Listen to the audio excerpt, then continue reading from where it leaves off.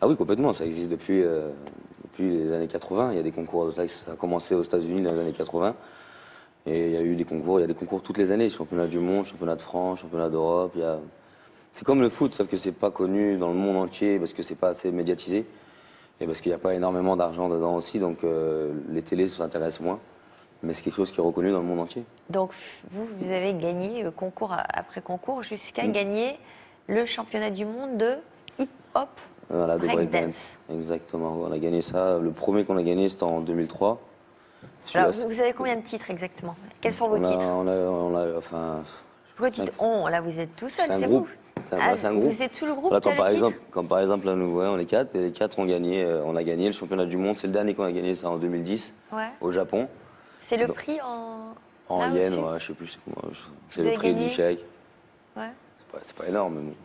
Et qu'est-ce qui vous avez gagné d'autre? Bah, la reconnaissance des danseurs. Les Non, danseurs. mais vous avez gagné plusieurs titres.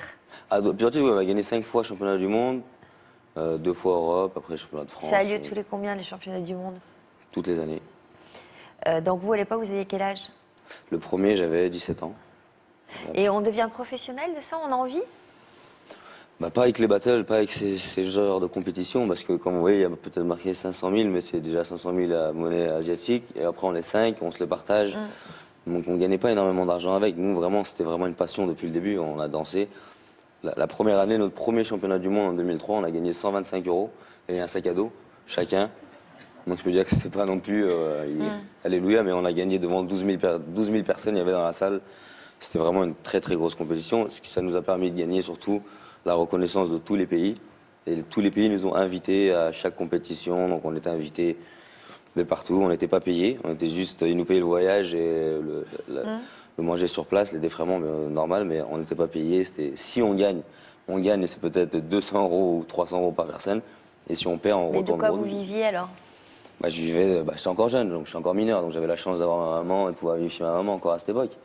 Donc on vivait de nature et d'eau fraîche, quoi, rien d'autre. L'intérêt, c'est que vous avez fait le tour du monde quand même avec tout L'intérêt, ça. c'est qu'on a commencé à faire le tour du monde, mais après, on est parti, on continue à faire les compétitions, mais on s'est lancé aussi dans le monde du théâtre. C'est là où on pouvait gagner un peu d'argent dans notre milieu de la danse. Donc avec le groupe, on a créé des spectacles qu'on a commencé à tourner depuis 2004. Donc on a gagné le premier championnat en 2003.